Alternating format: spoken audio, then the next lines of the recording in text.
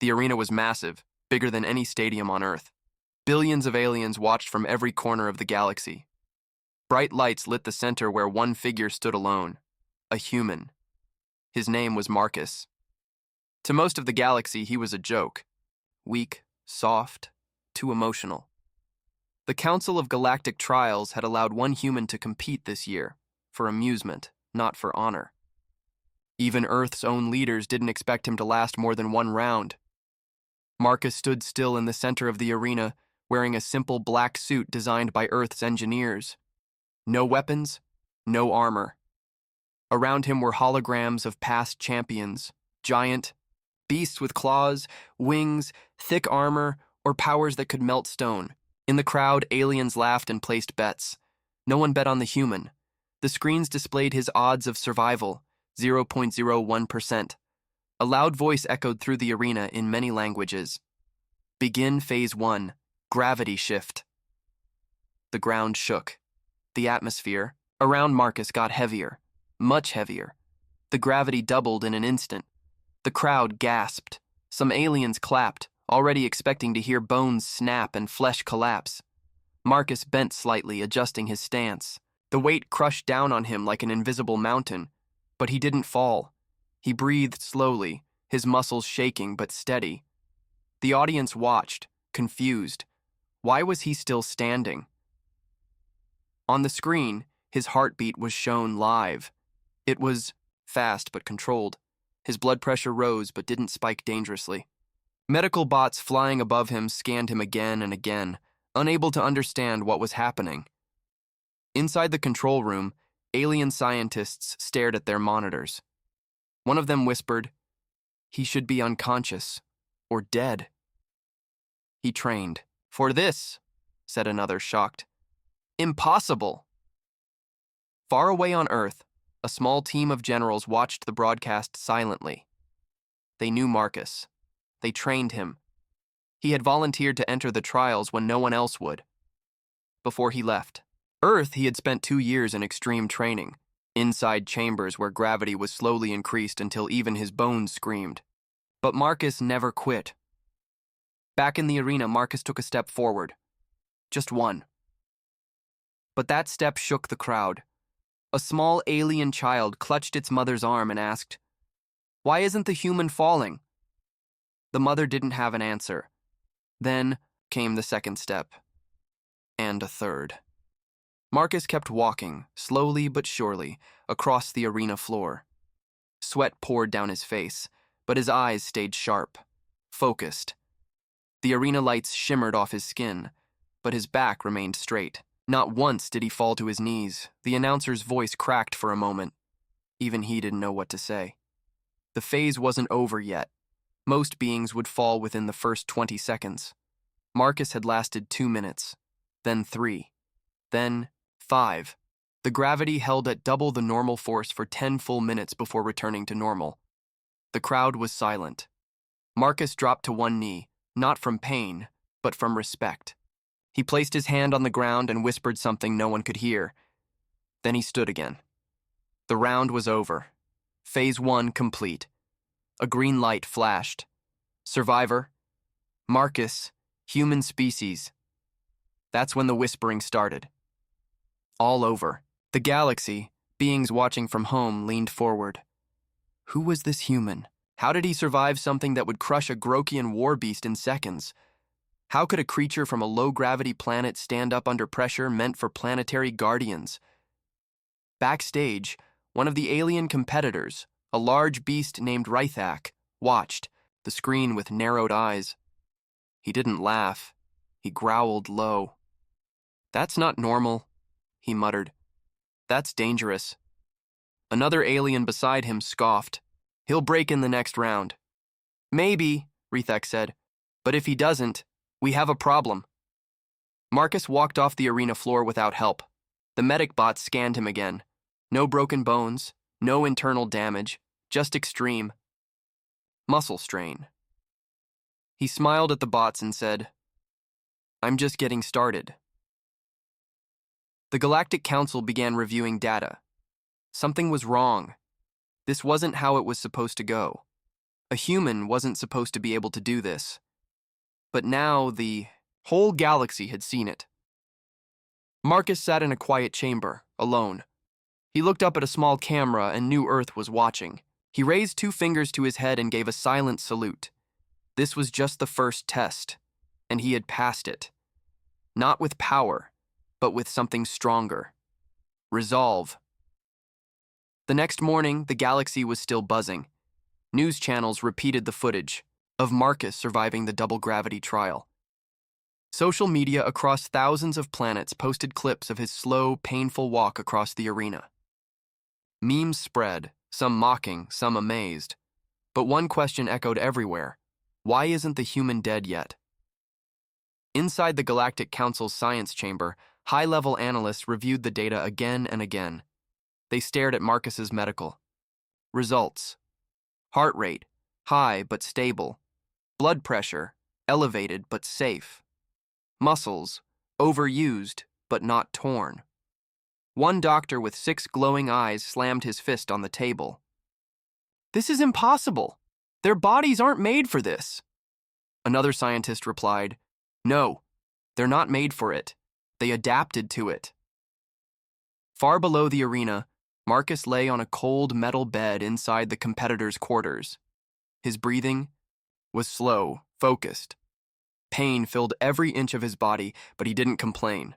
He stared at the ceiling, remembering his training back on Earth, how his instructors put him through gravity chambers, low oxygen rooms, and heat levels that would cook most animals.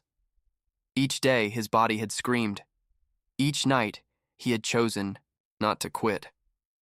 He thought about something his old commander had told him. The galaxy doesn't care about fair, but it will remember strength. Suddenly, the chamber door opened. A small, insect-like alien entered, holding a scanner. It buzzed nervously, keeping a safe distance. I am here to scan your vitals," it said, voice trembling. Marcus nodded.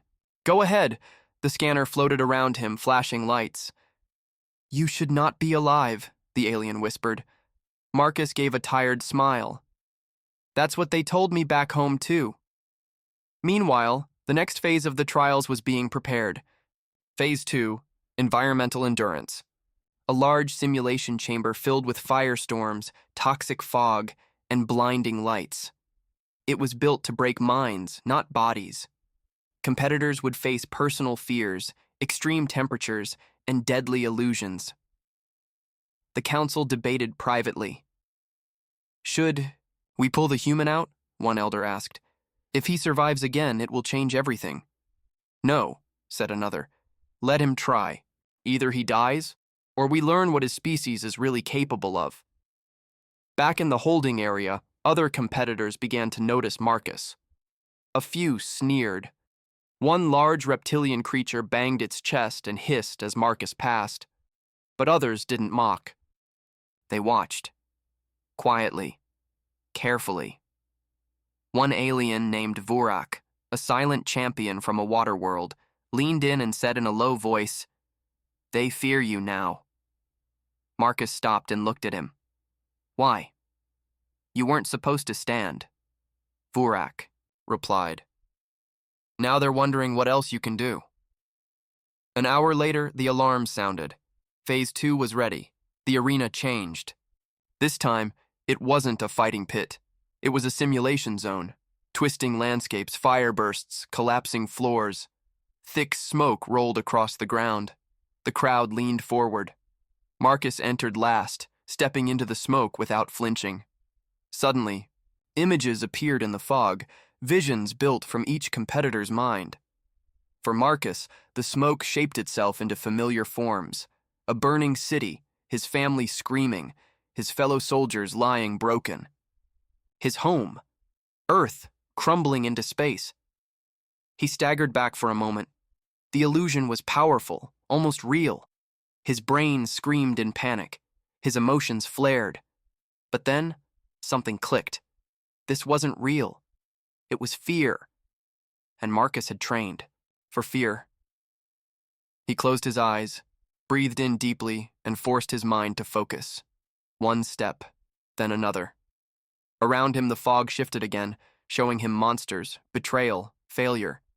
But Marcus kept walking. Hidden traps opened beneath his feet, but he dodged. Fire rolled past, but he ducked. A giant shadow lunged toward him, but it was just more smoke. He didn't fight it, he endured it, and that's what broke the system. Suddenly, the arena lights flickered. The illusion system glitched. The code wasn't designed for someone who ignored fear. Marcus passed through every zone faster than expected. He reached the end, calm, steady, alive. The announcement was delayed. The council hadn't prepared for this. A human had just beaten a trial meant to destroy minds. Finally, the green light flashed again. Phase 2 complete. Survivor, Marcus, human species. The crowd didn't cheer. It stared, silent, nervous. Back in the viewing chamber, the commander of the Greylex army leaned forward. If this is what one human can do, what happens when they send more? Marcus returned to his room, his body shaking but his mind clear. He sat down, hands covered in sweat, and looked at the small photo he kept in his pocket, his team back on Earth. He touched it gently. They think I'm the weakest, he whispered. Let them keep thinking that. He wasn't here to impress. He was here to prove a point. The council was growing nervous. 2 rounds, 2 survival victories, and from the weakest species in the galaxy, Marcus, the human, was now the most talked about name across thousands of worlds. Not because he won by strength, speed, or technology, but because he simply would not break. That scared them more than power ever could, so the council met in secret. This isn't entertainment anymore, one said. He's becoming a symbol, another warned. We can't let a human become an example. Then came the final decision. Phase 3, pain endurance. No illusions, no tricks, just pain. Pure, sharp, and constant. Designed to crush nerves. Built to make even the strongest champions beg for mercy. No one's ever lasted more than 4 minutes, a scientist said. He won't either, another replied. No human could. Marcus sat alone in his resting chamber. He already knew something was coming. He could feel the change. In the air, the way the guards didn't look him in the eye anymore, the way medbots hovered just a little longer around him. He tied the straps of his boots tighter, cracked his neck, and walked to the chamber without a word. This time, the arena wasn't open. It was closed. Silent. A single chair sat in the center, metal and cold. Wires hung from the ceiling. The kind of chair made for torture, not games. Marcus didn't flinch. He sat down. Restraints locked his arms and legs. A mechanical voice began the countdown. Pain trial initiated. Beginning level 1. Needles sent sharp jolts into his nerves. Marcus clenched his jaw but didn't scream. The crowd, watching from every world, leaned in. They expected cries, they expected him to crack. He didn't. Level 2. The pain grew worse. His heartbeat spiked, but still no sound from his mouth. Just steady breathing. A vein pulsed in his neck. His fingers twitched, but his eyes stayed open. Level 3. Now the real trial began. Burning heat pulsed into his arms. It felt like fire crawling under his skin. His lips parted, just for breath, but still no scream. A drop of blood ran from his nose. One of the alien commentators gasped. He's smiling? It was true. Marcus smiled, not because he liked the pain, but because he was still in control, still here, still proving them wrong. Back on Earth, his old commander watched in silence. His hands shook, but his eyes were proud. He's gone beyond what we thought possible. Inside the pain chamber, Marcus remembered the worst moment of his life. Years ago, when his ship crashed on Mars during training. He was alone for 6 days with a broken leg and no food. No one came. No rescue signal worked. He had screamed back then. Screamed and cried and almost gave up. Almost. But he survived. And now, he was here, level 4. His vision blurred. Nerve spikes ran up his spine. The machine targeted every pain center in his body. But still, no scream. Just a grin. A bloody one, but real. His heart slowed, not because of weakness, but because his body had adapted. The medbots didn't understand. "He's stabilizing?" one of them asked. "How?" The alien audience didn't cheer. They didn't laugh. They stared, horrified, as the machine poured pain into Marcus, and Marcus endured it. Level 5, maximum input, the final level, designed to destroy minds. Lights flashed red, the chair buzzed violently. Most champions never made it this far. Even machines had shut down before completing it. Marcus didn't just make it through, he outlasted the system. After 6 minutes and 22 seconds, the chair shut off by itself. The AI inside it panicked. It couldn't calculate the data. No being should have survived this. The restraints unlocked. Marcus fell forward, catching himself on one hand. His body shook. His mouth was bleeding. But he stood. He stood. A bright green light exploded across the arena. Phase 3. Complete. Survivor. Marcus, human species. In the stands, no one moved. No one spoke. Some aliens covered their eyes. Others turned off the broadcast. But those who kept watching saw one thing. A human, walking out of the pain chamber on his own 2 feet, and smiling. The council gathered again. "This is getting dangerous," one said. "We've only made him stronger," another whispered.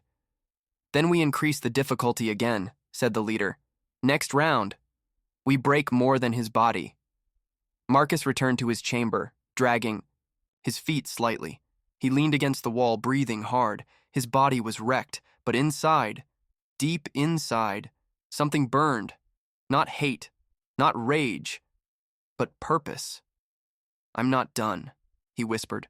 "Not even close." The council had made a mistake. They wanted a reaction from Marcus. They wanted him to finally break, mentally or physically. But what they got instead was something far more dangerous: inspiration. Across the galaxy, the trials were supposed to be a show of power.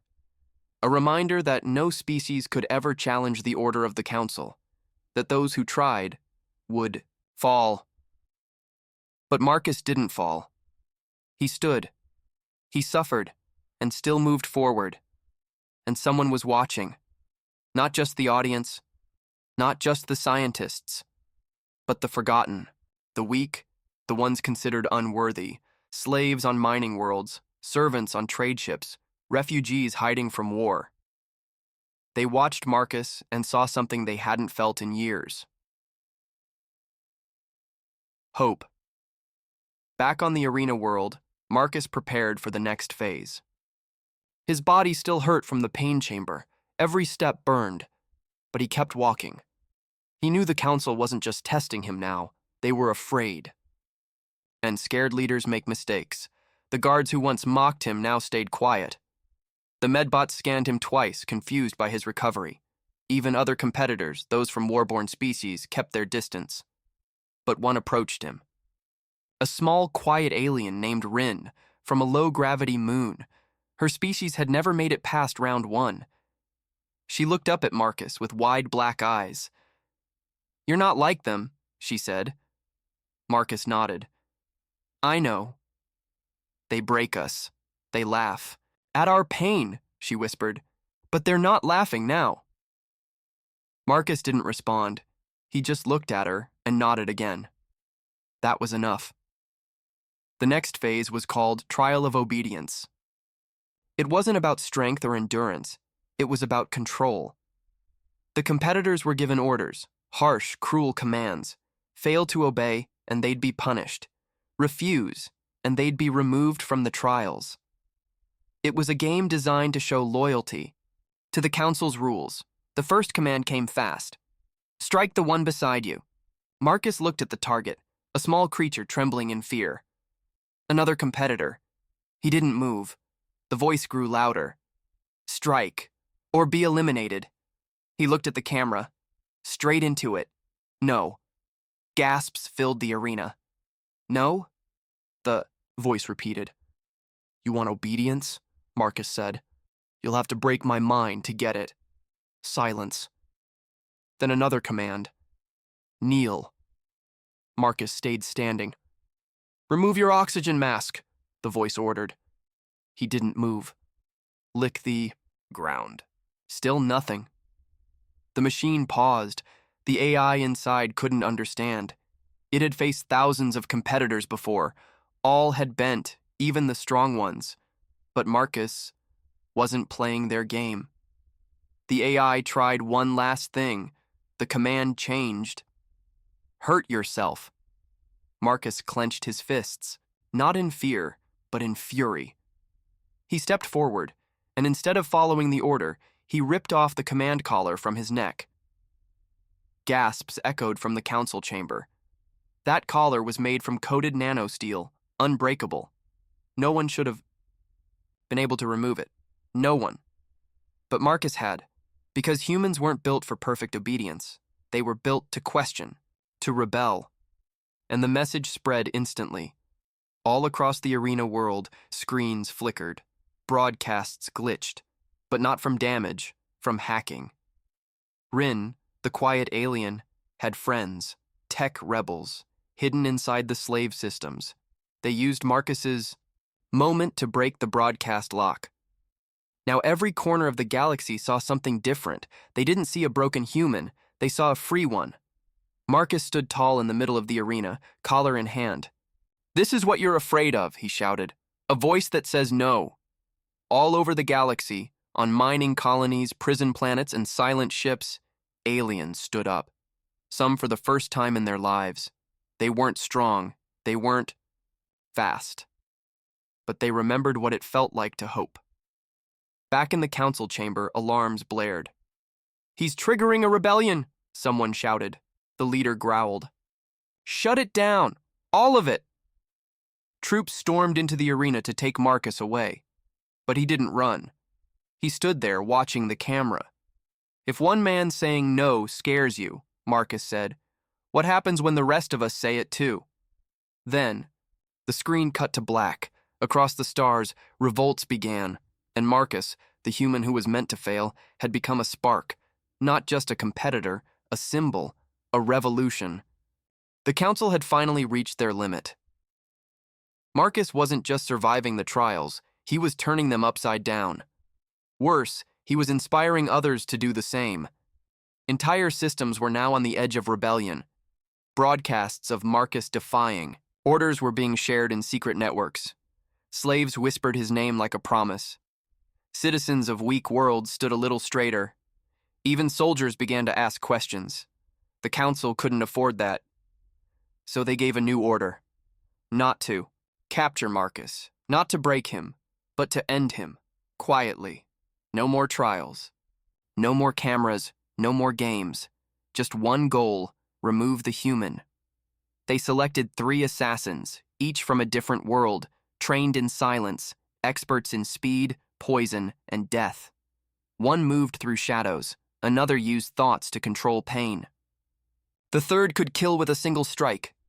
They are ghosts, said the lead counselor. Send them in. End this human problem. That night, Marcus sat alone in his chamber. His body still ached from the pain trials, and his mind was heavy with the weight of rising resistance. He knew something had changed. The arena was too quiet. The guards didn't look at him. The lights flickered longer than usual. He smiled. They're sending someone. He didn't know how many. Or when. But he was ready. The first assassin came just after midnight. A blur of motion, silent blades, no footsteps. She slipped through the door and launched forward, her blade aiming for his throat. Marcus dodged, barely.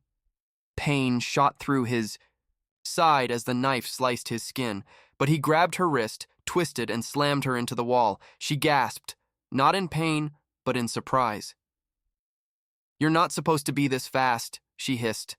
I'm not supposed to be alive either, Marcus said, locking her arm.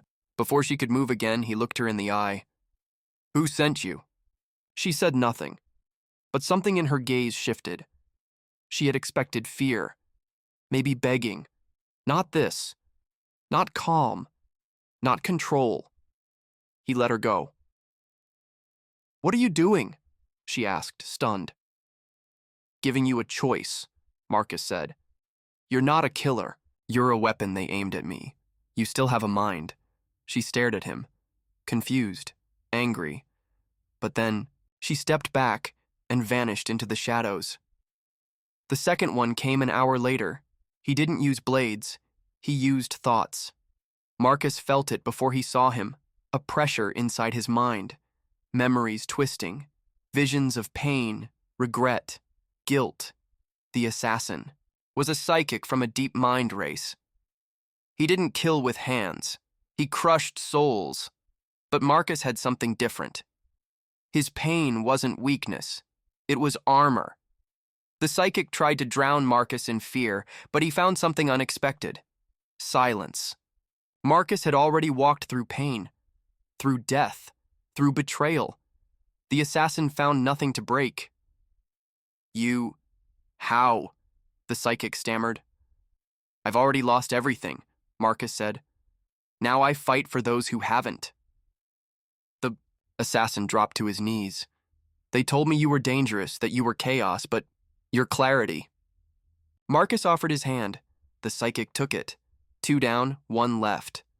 The final assassin waited until dawn. He was the most dangerous, trained from birth. No emotions, no doubts, just precision. He didn't sneak.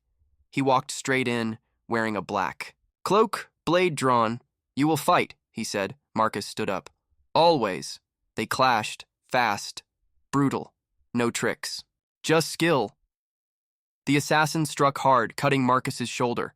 Marcus countered, knocking the blade aside. Back and forth they went. Sparks flew, blood dripped. No words, just movement. But then the assassin paused. Marcus could have ended him in that moment. But he didn't. He stepped back. "You're good," Marcus said.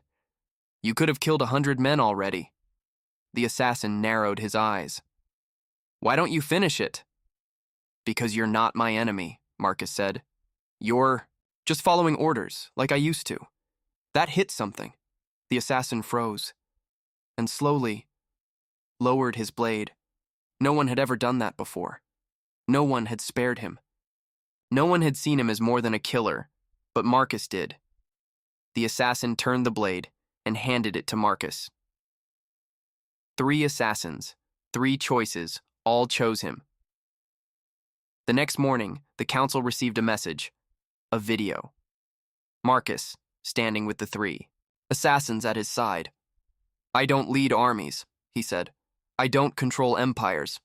But you've made one mistake again and again." He looked into the camera. "You keep sending people to kill me, and I keep turning them into believers." Then the video cut off. The galaxy saw it, and the idea spread faster than before. Marcus wasn't just surviving, he was changing everything. The council finally changed their approach. Assassins failed. Fear failed. Even the trials had failed. Marcus, the human who was supposed to be the weakest link, had become something else. A symbol. A spark that lit fires across the galaxy. Rebellions grew louder. Secret messages carried his words like wildfire. Even some council soldiers began to doubt their mission. So the council tried something new. Peace. They sent envoys, wearing smooth white robes and offering calm words. The same council that once called Marcus a threat now called him an opportunity. They sent food, medicine, a clean bed, even a medal, for honor and courage in the arena. It was a lie, of course, but a beautiful one. The peace talks were broadcast to the galaxy. A shining stage, all silver and glass, was built in the middle of the arena. The council leaders sat in high chairs. Marcus stood alone, no armor, no weapons. A counselor smiled and spoke softly. "The galaxy is tired of war. We want to bring you into our circle, Marcus, as an ally." Another one added, "No more tests, no more trials, just unity, safety, peace." Marcus listened. He looked calm. He even nodded, but his eyes saw what others missed. He saw the chains hidden behind the words, because the offer was never real. It came with rules. He would have to swear loyalty to the council. He would be monitored, controlled, used as a symbol for their power, not his own. They didn't want peace. They wanted silence. His silence. He looked at the cameras, broadcasting across the stars, and spoke. Peace is a beautiful word, Marcus said, but it means nothing if it's built on fear. One of the counselors leaned forward. Then what do you want, human? Marcus took a deep breath. I want freedom. For everyone. The council chamber fell quiet. Another counselor chuckled. Impossible. The galaxy runs on order. No, Marcus replied. It runs on fear, and fear breaks. The council grew, nervous. They whispered among themselves. One pressed a button beneath the table. Silent drones, hidden in the floor, began to rise. Weapons hummed. The peace was over. The trap was set. But Marcus had expected it. Because peace offered by tyrants is never peace. It's a leash, and Marcus had already broken too many chains to wear another. Suddenly, the arena lights cut out. Sparks flew. The ground shook, and from the shadows, they came. Aliens of all shapes and sizes. Once weak, once forgotten. Miners, slaves. Technicians. Even a few former warriors. All of them had followed Marcus's broadcasts. All had waited for his signal. This was it. The false peace had been the final straw. A rebellion exploded. Marcus moved like lightning, knocking down the first drone before it could fire. The three assassins, now his allies, joined the fight, striking with perfect coordination. Rin, the small alien girl from before, hacked into the arena system and shut down council defense barriers. The council leaders tried to flee. They failed. Marcus climbed the central stage and stood over them. He didn't kill them. He didn't have. They were already defeated, because the galaxy was no longer afraid. This is not revenge, Marcus said, voice loud and clear. This is truth. You offered peace, but peace isn't real when only the powerful are free. The words echoed beyond the arena, into homes, into camps, into prisons, and across the stars, chains began to fall. Some worlds rose in protest, others simply stopped, obeying orders. A few soldiers laid down their weapons and joined the people. The council's control, so strong for so long, started to break like glass. Back on the arena world, Marcus walked past the broken stage. He didn't smile. This wasn't the end. It was the beginning. Peace wouldn't be given. It would be earned, and he was ready to fight for it, not with fear, but with truth, because the galaxy didn't need a new ruler. It needed a new idea, and Marcus, the human, meant to fail, had become the voice of it. Let me know when you're ready for part 7. He was one, now he's Legion. The arena was empty now. No more trials, no more chains, no more games. The place that once crushed the weak now stood silent, its walls cracked and scorched from the uprising. Dust floated where cheers once echoed. Bloodstains marked the ground, but they weren't just from pain. They were from change. Marcus stood at the center, alone, but only for a moment. A soft rumble shook the floor. Then footsteps. Hundreds, thousands, from the tunnels, from the skies, from broken cells and distant colonies. One by one they came, different faces, different bodies, all shapes and sizes, but they had one thing in common. They had been inspired by a single human. Marcus didn't speak at first. He watched. He remembered the beginning, how they called him the weakest. A test subject, a joke. Now those same systems that mocked him, feared his name, and those who once watched him suffer, now followed him into battle. He raised his voice, steady and strong. This was never about me, he said. This was about all of us. Every one of you who was told to stay quiet, every world forced to bow, every life spent in fear. The crowd was silent. Then someone shouted, "What do we do now?" Marcus looked at them, not as a leader, but as a spark. "You rise," he said. "You take back what was stolen. You help those still in chains. You fight, not for control, but for freedom." The galaxy listened, and it answered. Across stars, signals were sent. Rebellion flags rose. Ships left hiding. Hidden leaders revealed themselves, inspired by a simple idea. One voice could shake the stars. But the council wasn't gone. Not yet. They had fled to their final stronghold, Fortress Verax, deep in the burning clouds of a red gas giant. No planet. No land. Just metal floating in storm. They thought it was safe. They were wrong. Marcus didn't lead an army, he led a legion. Not trained soldiers, but survivors. People who had nothing left to lose and everything to gain. They didn't come in. Perfect formation. They didn't follow strict orders, but they came with purpose, with fire, with hope, and they hit Fortress Verax like a storm. The council had weapons, shields, and elite guards, but Marcus's legion had something stronger. Belief. Each fighter moved, not because they were told, but because they chose to. And in the chaos, Marcus pushed forward, leading from the front. He broke through steel walls. He disarmed elite guards. He tore down the banners of the old rule. And when he finally stood in front of the last council chamber, bloodied and breathing heavy, he didn't hesitate. He kicked the doors open. Inside, the last counselors huddled behind shields. "Cowards now." "You," one of them whispered. "You're just one man." Marcus looked around at the rebels beside him, the assassins. Rin. The thousands following the fight through hidden cameras and broadcasts. He smiled. Not anymore. Then he stepped aside. Let the people speak. Let the people decide. That was the end of the council. Not by death, but by removal. They were stripped of their power, not their lives, sent into exile, watched forever. So they could see the galaxy grow without them.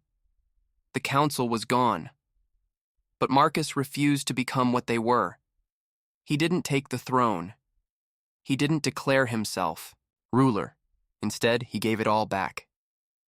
Each world chose its own voice, its own way. Some failed, some struggled, but they were free to try. And Marcus, he vanished. Not truly gone, but never in the spotlight again. Some say he walks the edge of new colonies, helping quietly. Some say he's watching the stars, ready to rise if tyranny returns. But one truth remains.